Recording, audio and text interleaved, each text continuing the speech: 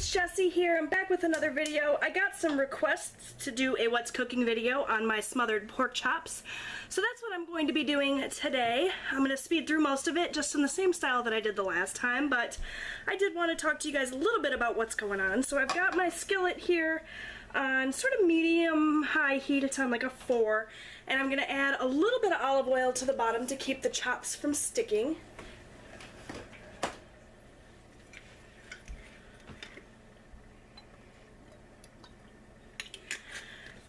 And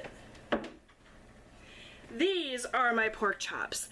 These are pork chops that I bought in bulk from a store called Cattleman's. They're bone-in pork chops. I've got 5 here because I got my mother-in-law coming for dinner. So all that I have done with these is left them out on the counter for about 20 minutes to kind of come down in temperature. And I've seasoned them with my favorite Stone Mill pork and chop seasoning grinder. So I'm just going to get these into this pan and brown them for about 4 to 5 minutes on each side, and then we're gonna get cooking with the gravy. So here we go. These probably are not all going to fit into one pan. I may have to do them in batches.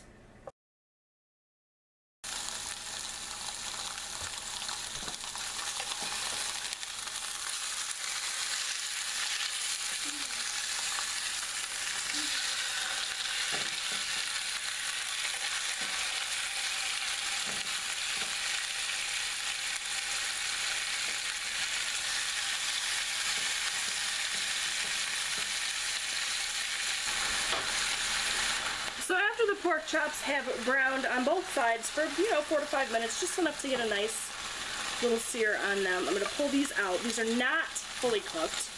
They're not ready to be served. I'm going to pull these out, stick my other one on in there, because I just couldn't make them all fit into one pan. Flip this one over.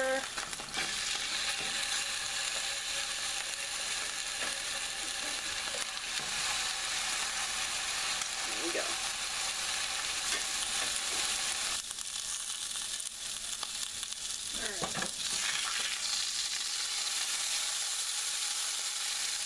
I just pulled my last pork chop out. My heat's a little high actually. I'm going to turn it down some. I'm going to add a little bit of more olive oil. And I'm going to throw some onions into that exact same pan. You don't want to get rid of any of this flavor in here. This is just one kind of medium-sized onion chop. Roughly chopped at that.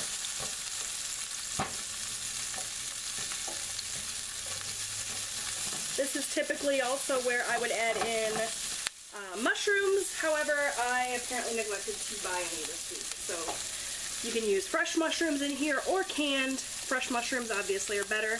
Any kind of mushroom that you want.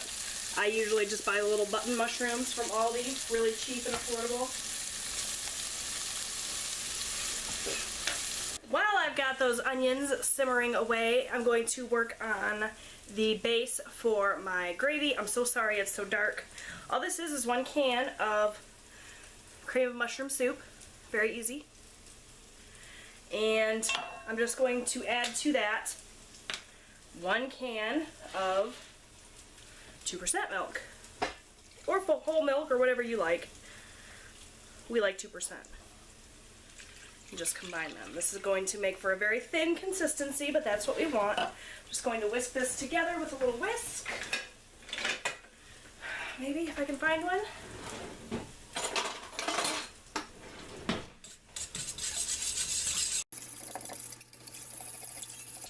And that is going to be the base for our gravy.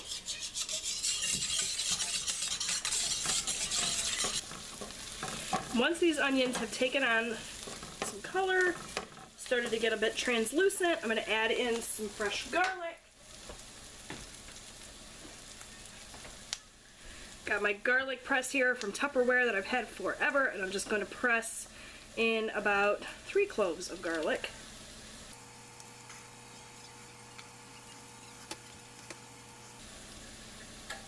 You want to add the garlic in and only let it cook for about a minute. You do not want this to burn.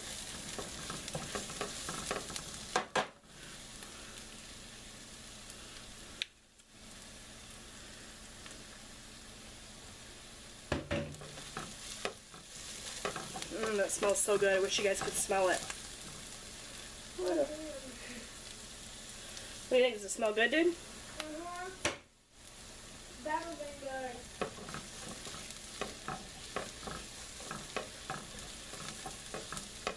Now I'm going to turn my heat down to low and stir in my milk and soup mixture.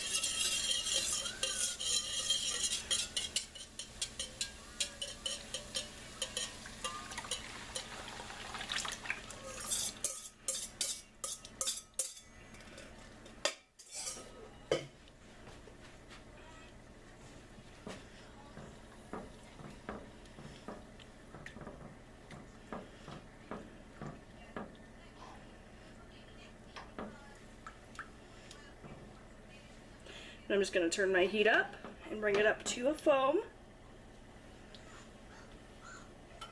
Once it starts to boil, I'm just going to put my pork chops back into this gravy, cover this, turn it down to like a 2 or 3 and let it simmer for about 20 minutes.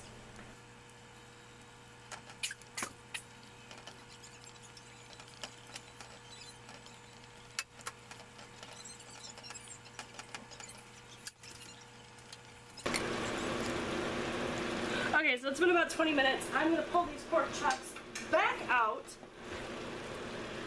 These are definitely cooked through by now.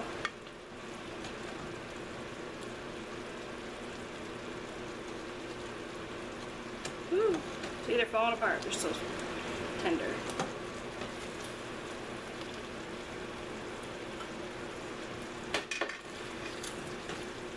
Stir up the bits that are on the bottom.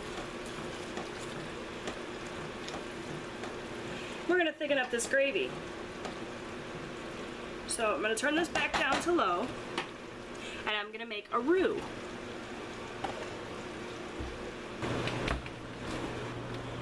Making a roux is super easy. You just mix together some butter and flour. This is actually a lot thinner than what I typically would do, but there's not as much liquid in here. So start out with a little bit and just stir it in.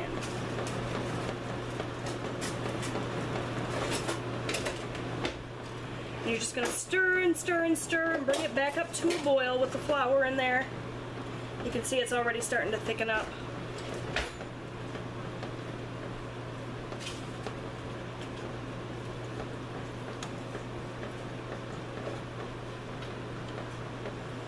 Just want to make sure that you cook the flour so you don't taste raw flour in there.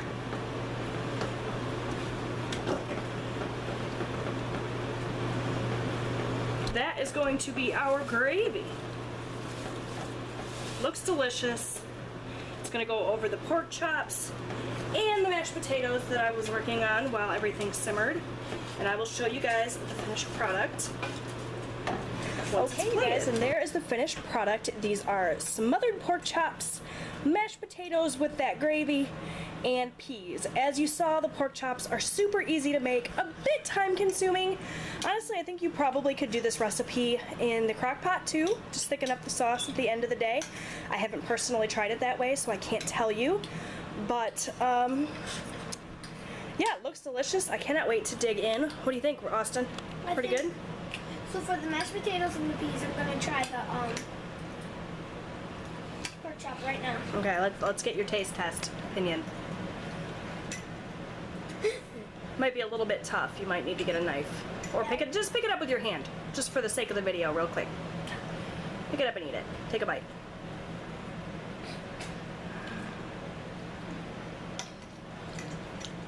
Mmm. Good? Amazing. What do you think, Robbie? He's already eaten all his peas. Peas are his favorite. Take a bite of that pork chop for me. Tell me what you think. Seems like it's a winner. Everybody likes it. If you liked it, make sure that you hit that thumbs up button to let me know. Do you have any other meals that you would like to see me do a What's Cooking video on? Leave me a comment down below and let me know. And bon appetit. Bye, everyone.